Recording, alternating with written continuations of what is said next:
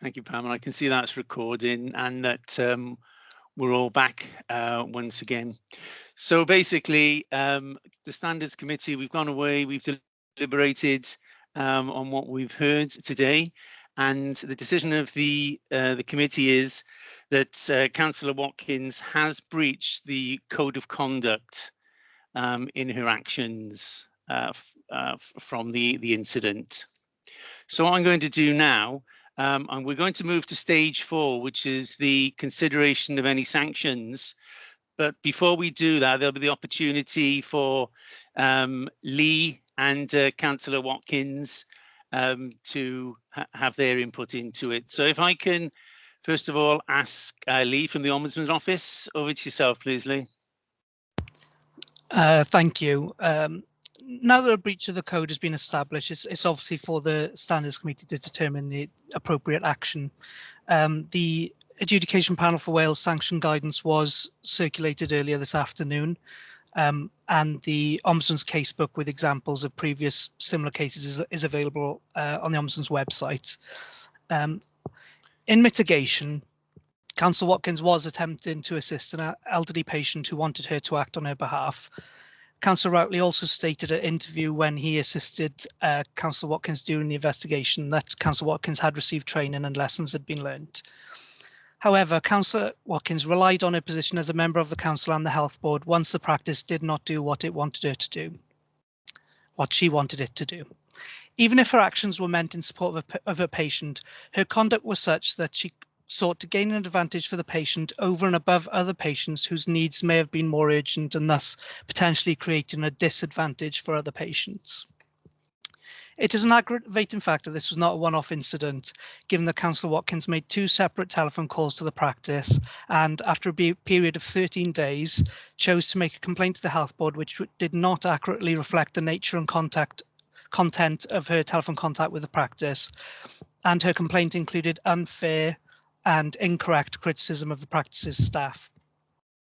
It is also an aggravating factor that this incident occurred during the ongoing COVID-19 outbreak, when healthcare providers were facing unprecedented pressures. The practice was required to respond to 2 complaints from Councillor Watkins, which, as previously noted, were exaggerated and did not accurately reflect the facts.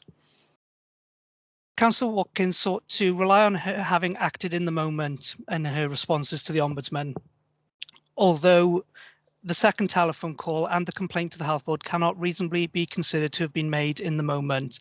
In particular, Councillor Watkins had a 13-day period to reflect on the matter before making her complaint to the Health Board. Councillor Watkins repeated that she had acted in the moment in responding to the draft version of the report.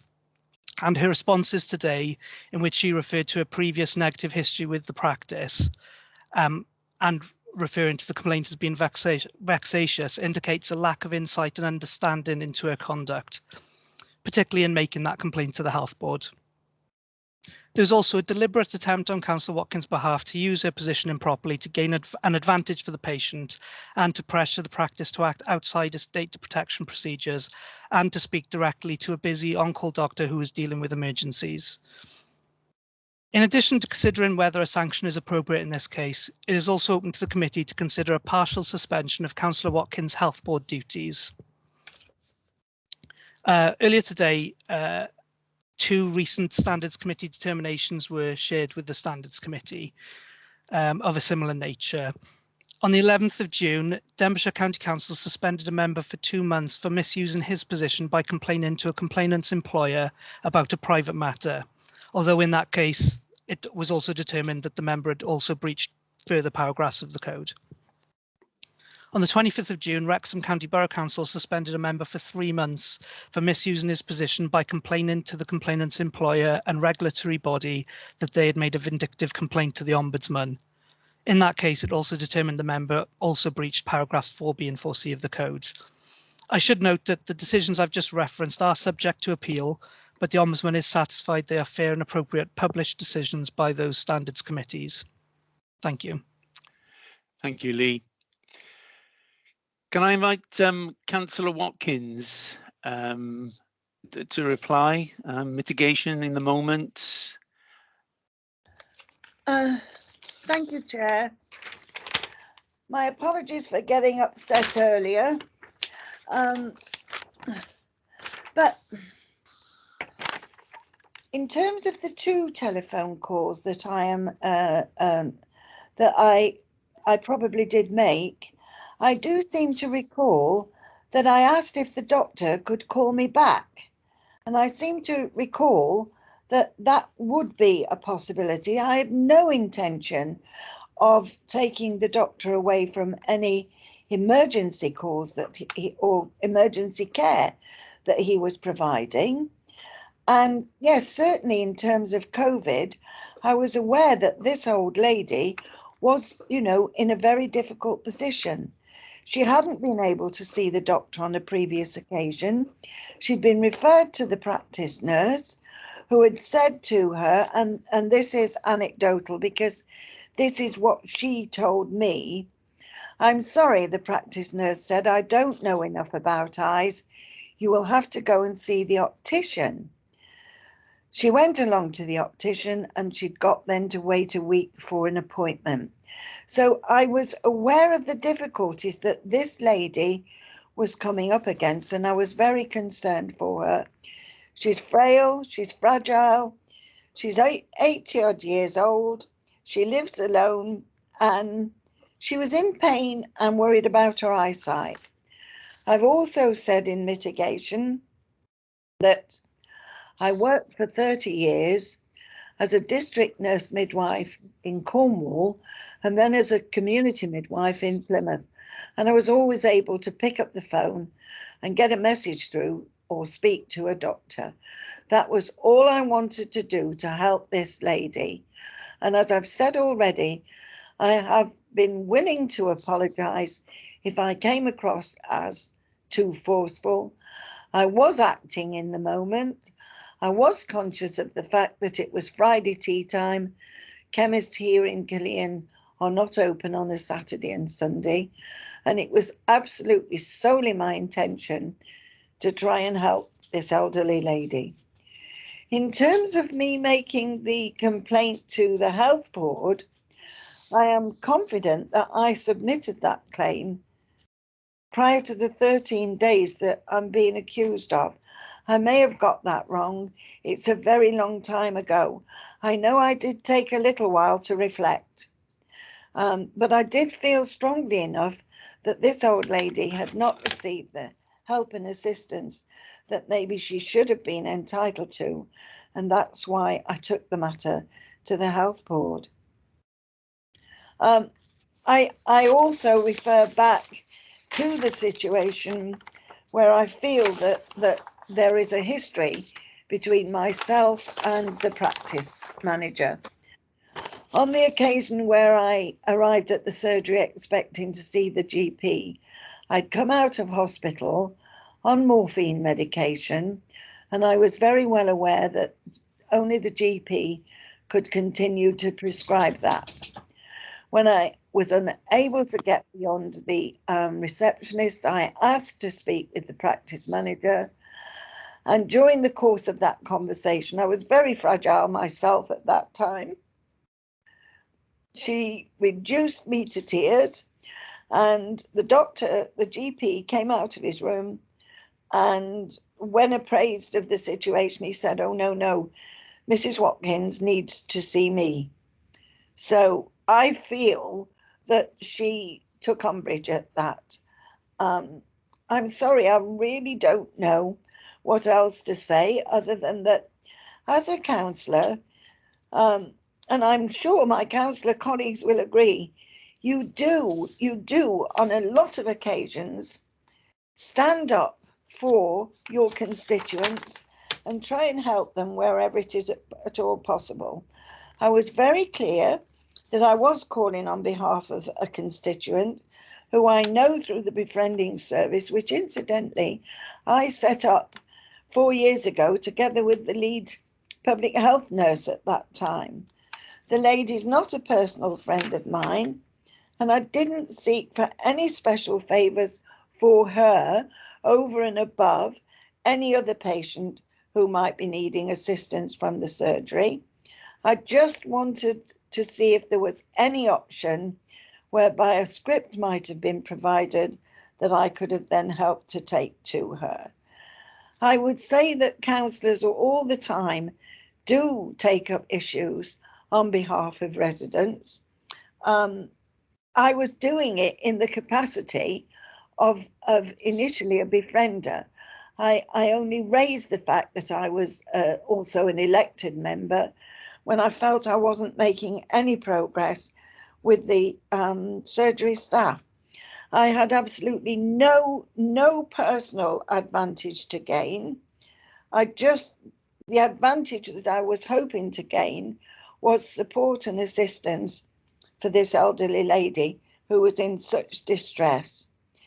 It's already been noted, I was a nurse and a midwife for all those years. I just felt I was doing the right thing, asking for assistance on the lady's behalf. I do acknowledge I came across perhaps too forcefully when I was frustrated in feeling that I wasn't getting anywhere, and I have said I would apologise for that. But as I've said before, I can't apologise for trying to help her. That I felt was the right thing for me to do. She didn't have anybody else to advocate. Excuse me. Take your time, Councillor Watkins, it's fine. She didn't have anyone else to advocate for her, and she knows I've helped her on more than one occasion with health issues, which I have never raised with the surgery. I've just gone and sorted out what she needed at the time. But I couldn't, this was medication that was needed. I couldn't provide the assistance with the medication. The only person who could was the GP. And I made it clear I would have been very happy to have waited for him to call me back if he was seeing a patient at the time I rang initially.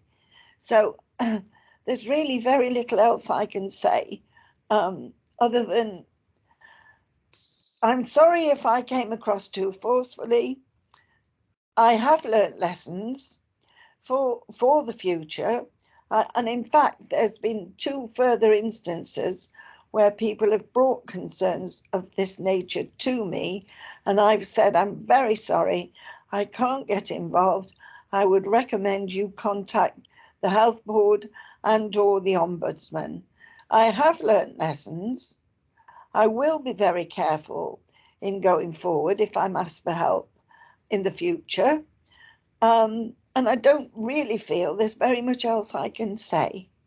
Thank you for listening. Thank you, Councillor Watkins. Before we come on to you, Councillor Routley, Lee, I see you've been waiting patiently there. Thank you. Yeah, I just wanted to clarify some points. Obviously, we're considering sanction at this stage. I think it's unfortunate that the committee has found a breach, and there does still appear to be some lack of insight into that conduct by the councillor. I just want to clarify some of the points. She has referred to offering to make an apology. This incident occurred 13 months ago, and as yet, I'm not aware that any apology has been made, and she would not require direction by either the Ombudsman or the Standards Committee to make that apology to the practice or its staff. So I'm unclear as to why no apology has been made. In regard to the patient herself, those are obviously clinical decisions for the practice to make. In her complaint to the health board, and I would have addressed this point had we had a stage 2 earlier, so bear with me a second. In her complaint to the health board on the 20th of August, Councillor Watkins said that the elderly lady was suffering with what seemed to be conjunctivitis. You'll see in the appendix file, the NHS guidance on conjunctivitis is for patients to be seen within 10 days. So if the practice offered an appointment within 9 days, that would be in accordance with what the NHS Direct website says. So I just wanted to draw your attention to that as well. Thank you. Thank you, Lee. Councillor Routley and Councillor Watkins, you've both got your hands up. Do you wish to go first, Councillor Routley, or do you wish to finish off anything else, Councillor Watkins, before we move on? To let Councillor Watkins go first, if you like. Okay, thank you. Councillor Watkins. Thank you very much. I need to make clear here that this old lady was suffering, yes, from some form of conjunctivitis, but she was telling me that she couldn't see and it was affecting her mobility, and she was very afraid of falling. So it wasn't a case of just the eye condition, it was other matters surrounding that. In the event, because I couldn't speak to the GP, I advised her how to make normal saline, and I advised her how to bathe her eyes, and I also advised her that maybe she should attend the accident and emergency service if things didn't settle down. So, you know, and in terms of, I believe I submitted that complaint. Whether it wasn't picked up for 13 days, I don't know. But I thought I'd submitted it earlier than that. It's a very long time ago. I may have a false recollection on that particular point, but I certainly don't have a false recollection in terms of, you know, the conversation I had and the help I was trying to find. And I'm sorry to be repetitive, but I was trying to get help for a very fragile, frail and vulnerable old lady. Sorry, I can't say any more than that. Thank you, Councillor Watkins. Thank you. Councillor Routley, Lee, have you got your hand up from the last question, or you want to follow on? Sorry, I think that's still up from the last time. Okay, I'll thank turn it you. off. Yeah, great. Councillor Routley, over to yourself. Thank you, Chair. One of the main reasons why Councillor Watkins hasn't apologised is because she didn't believe that she should approach the practice and speak about this issue as it was before the Ombudsman, and you are indeed not allowed to speak about things. And so, you know, there was a misconception of wanting to apologise and then believing that if I go there, I'm making contact on an issue that's been before. I'd like to offer that. Also, she has been spoken to, training has been put into Councillor Watkins regarding behaviour in public life, and especially the perception of behaviour.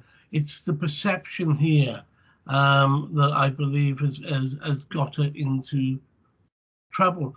I still believe that she only mentioned her offices as a means to demonstrate her ability to talk, but the perception has gone the other way. That has not been accepted, and we accept that. However, her perception was completely different. But she understands that the behaviour in public life and the way that the Standards Committee and the Ombudsman have applied their understandings of the rules is completely different from what her perception was at the very beginning 13 months ago. I can say that Councillor Watkins has not breached any other standards since then. I'm glad to say that she has, when approached after this initial complaint with the Ombudsman by two people from her constituents, she's pointed them in the right direction and have not taken up the actions for them. So lessons have been learned, and you know, it's been taken fully on board, and she has apologized profusely again. And after this, she will apologize, whatever the decision is, to the practice and to the practice manager, and also to the receptionist as well, because now she's clear in her mind that she can approach. That's all I have to say. Thank you. Councillor Routley. Councillor Watkins, I'm not sure if your hand was still up from the last conversation, comments. Just to confirm what Councillor Routley has said, I wasn't aware. I felt it was inappropriate for me to take the initiative to apologise. I felt I needed guidance and advice as to when it would be appropriate for me to do that. I made it very, very clear that if I had been more forceful than I perhaps should have been, I was very, very happy to apologise. But I didn't feel it appropriate to just take that opportunity myself without the advice and guidance from the Ombudsman. And I didn't have that advice or guidance. I thought the time would come when I would be told if and when it was appropriate. Thank you, Councillor Watkins. Can I just hand over to Lee then, please? I see you've got your hand up. You're on mute, Lee. Just two points to clarify. A draft report was issued to Councillor Watkins on the 22nd of June, which stated, whilst it is positive that Councillor Watkins offered to make an apology to the practice during the interview, she has had ample opportunity to do so since her contact with the practice. Moreover, she does not require direction from me to make such an apology. I would also state that Councillor Watkins at no point has asked for any direction or advice as to whether she can issue an apology, and she has had ample opportunity to do that to the Ombudsman's office. Secondly, Councillor Watkins on several occasions has questioned when her complaint was made to the Health Board. The evidence is in the appendix file that that complaint was made 13 days after the events on the 20th of August, and that is readily available in the appendices. Thank you.